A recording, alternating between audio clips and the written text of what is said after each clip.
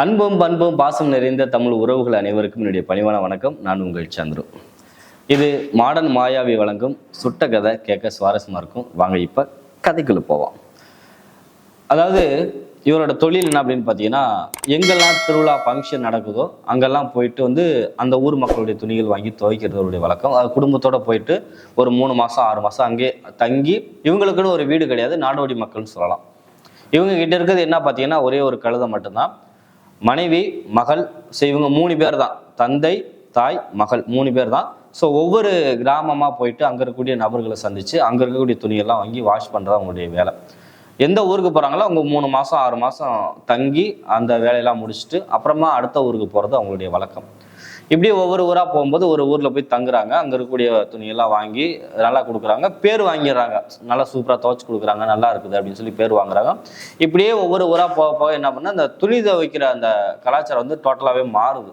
நவீன காலங்கள் மாற மாற நிறைய பேர் துணி போடுறது, துவைக்கிறது அந்த இதெல்லாம் கொஞ்சம் கொஞ்சமாக மாறும்போது இவங்களுக்கு வாழ்வாதாரமே அதுதான் மெயினாக என்ன பண்ணுறதுன்னு ஒரு காலகட்டத்துக்கு அப்புறம் தெரியல. அதுக்கப்புறம் தந்தைக்கு வயசு ஏற ஏற உழைப்பின் மீது அதிகமாக உழைக்க முடியல, நோய்வாய்ப்பட்டு இறக்க வேண்டிய ஒரு சூழல் வந்துடுது. இப்போ அம்மா பொண்ணு 2 பேர் இருக்காங்க. இப்போ அப்படியே ஒவ்வொரு ஊராக போகிறது, நம்மளுக்கு சொந்தமாக வீடு கிடையாது, எங்கேயும் சொந்த பந்தங்கள் கிடையாது. என்ன பண்ணுறதுன்னு ஒரு தவிப்பில் அந்த அம்மாவும் மகளும் யோசிக்கிறாங்க. சரி, இதே போல் இன்னும் கொஞ்ச நாள் காலம் தள்ளுவோம், அம்மாவுக்கு இருக்கிற வரைக்கும். அந்த பொண்ணு சொல்லுது, வாங்க நம்ம பக்கத்து ஊரில் வேற ஊரில் எங்கேயாவது நம்ம போய் பார்ப்போம் அப்படின்னு சொல்லிட்டு என்ன பண்ணுறாங்க, அந்த கழுதையை ஓட்டிக்கிட்டு போகிறாங்க. அப்போ ஓட்டிகிட்டு கொஞ்சம் தூரம் போகும்போது தெரிஞ்சவங்க அந்த பக்கம் வராங்க. இவங்க மேலே ரொம்ப கரிசனை உள்ளவங்கன்னு சொல்லலாம், ரொம்ப அக்கறை உள்ளவங்கன்னு சொல்லலாம்.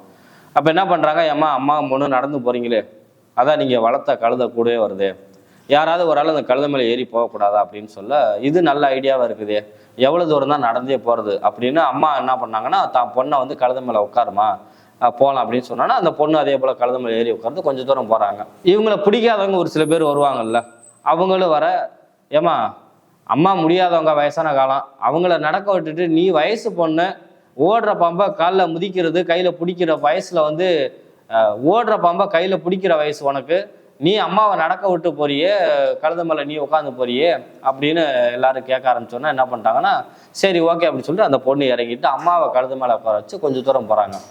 இன்னும் ஒரு சில பேர் என்ன பண்ணுறாங்கன்னா, வயசு பொண்ணு இப்படி நடக்க விட்டுட்டு நீ கழுத மேலே ஏறி போறியாமா அப்படின்னு கேட்டோன்னா, இது என்னடா பெரிய வம்பா போச்சு அப்படின்னு சொல்லிட்டு சரி என்ன பண்ணாலும் உட்காந்து யோசிக்கிறாங்க. ஒவ்வொருத்தரும் ஒவ்வொரு மாதிரியா சொல்கிறாங்களே, அப்போ என்ன பண்ணும் அப்படின்னு அம்மா சொன்னிச்சு, பேசாமல் 2 பேரும் கழுத மேலே போக ஆரம்பிச்சிடும் அப்படின்னு சொல்லிட்டு 2 பேருமே கழுத மேலே உட்காடுறாங்க. மறுபடியும் 2 பேரும் கழுதையை கொஞ்சம் தூரம் ஓட்டிகிட்டு போகிறாங்க. அப்போ அந்த ஊர் எல்லையில் அங்கே 4-5 பேர் இந்த ஆலமரத்தடியில் உட்காந்துருக்காங்க. அவங்க பார்த்தானா பயங்கரமாக கேள்வி பண்ணி சிரிக்க ஆரம்பிச்சிட்டாங்க. அது ஒரு வாயில்லாத ஜீவன், அது ஏதோ உங்களுக்கு உழைச்சிப்படுது, அப்பேற்பட்ட ஜீவனை அம்மா பொண்ணு 2 பேரும் உட்காந்துருந்தீங்கன்னா அது தாங்குமாமா அப்படின்னு ஆளாளுக்கு கிண்டல் பண்ணி கேட்க ஆரம்பிச்சிட்டாங்க. அப்புறமா என்ன பண்ணிட்டாங்கன்னா, மன உளைச்சல்ல எப்படி சொல்றாங்களே அப்படின்னு சொல்லிட்டு 2 பேருமே இறங்கி ஆளாளுக்கு கழுதையோட காலை பிடிச்சி தூக்கிக்கிட்டு 2 பேரும் நடக்க ஆரம்பிச்சிட்டாங்க. இன்னும் கொஞ்சம் தூரம் போனோடனே நிறைய பேர் அங்கே வேலை செய்கிறவங்க ரோட்டில் வேலை செய்கிறவங்க என்ன பண்ணாங்கன்னா, பயங்கரமாக கெக்கப்பன்னு பயங்கரமாக சிரித்து கேலி கிண்டலுமா பண்ணியிருக்கிறாங்க. என்னம்மா அப்படின்னு கேட்டோன்னா, உங்களுக்கு கொஞ்சமாவது மண்டையில் அறிவு இருக்குதா, ஆளுதான் வளர்ந்துருக்குன்னு ஒளி அறிவு கொஞ்சம் கூட இல்லையே, அந்த கழுதையை அது வாட்டுக்கு விட்டு அது வாட்டுக்கு நடந்து வரப்போகுது, அதையாமல் 2 பேரும் சுமையாக தூக்கிட்டு வர்றீங்க அப்படின்னு கேட்டோன்னே, இவங்க சிரிச்சதை சொல்றதை பார்த்தோன்னா எல்லா பேரும் சிரிச்சதை கேட்டு கழுதை விரண்டு இவங்களை உதச்சி தள்ளி விட்டு அது பாட்டு ஓட ஆரம்பிச்சிருச்சு. இவங்களுக்கு கையில காலெல்லாம் அடி கீழே விழுந்துட்டாங்க, கழுதையை போட்டுட்டு. அது ஒரு பக்கம் பிடுங்கி அடிச்சு ஓடிடுச்சு.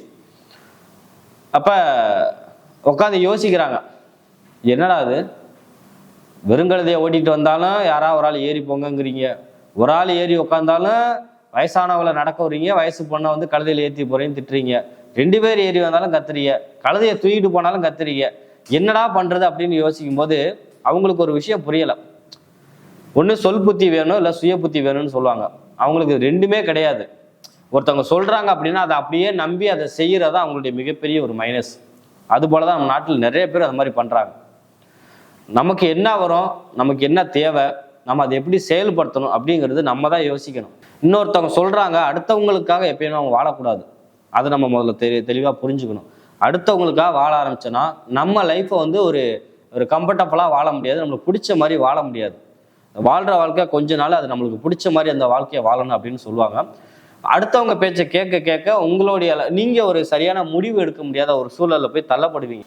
அதுலேருந்து உங்களால் வெளியில் வர முடியாது. யாரோடைய ஒரு ஆலோசனை கேட்கணும், இது பண்ணலாமா நல்லா இருக்குமா, அது பண்ணலாம் நல்லா இருக்குமா, இப்படி அடுத்தவங்களுடைய ஆலோசனை தான் கடைசி வரைக்கும் கேட்பீங்களே தவிர நீங்கள் சொந்தமாக யோசித்து அந்த முடிவு எடுக்க முடியாது. அதனால தான் சொல்கிறது, எப்பயுமே அடுத்தவங்களுடைய பேச்சை கேட்க வேணான்னு சொல்லலை. அது உங்களுக்கு சரியானது, அது உங்களுக்கு கால சூழ்நிலைக்கு ஏற்ற மாதிரி அவங்க சொல்கிற விஷயம் உங்களுக்கு பொருந்துது அப்படின்னா அதை வாங்கிக்கோங்க, அதை கேட்டுக்குங்க. அதை இப்போவே செயல்படுத்தணுனாலும் அது நல்ல விஷயமா இருந்தால் உடனே செயல்படுத்துங்க. அப்படி வேணாம் அப்படின்னா கொஞ்சம் தள்ளி போடுங்க. இல்லை சுத்தமாகவே வேணாம் அப்படின்னா இந்த காதில் வாங்கி இந்த காதில் விட்டுட்டு உங்கள் வேலையை பார்த்து நீங்கள் பாட்டுக்கு போங்க. அடுத்தவருடைய பேச்சை கேட்கக்கூடாது, சுயமாக சிந்திச்சு முடிவெடுக்கக்கூடிய பக்குவம் உங்களுக்கு வரணும் அப்படிங்கிறது தான் இந்த கதை சொல்லப்படுது. இதே போல் இன்னொரு பதிவில் உங்களை மறுபடியும் சந்திக்கிறேன். அதுவரை உங்களிடமிருந்து விடைபெறுவது உங்கள் சந்துரு. நன்றி, வணக்கம்.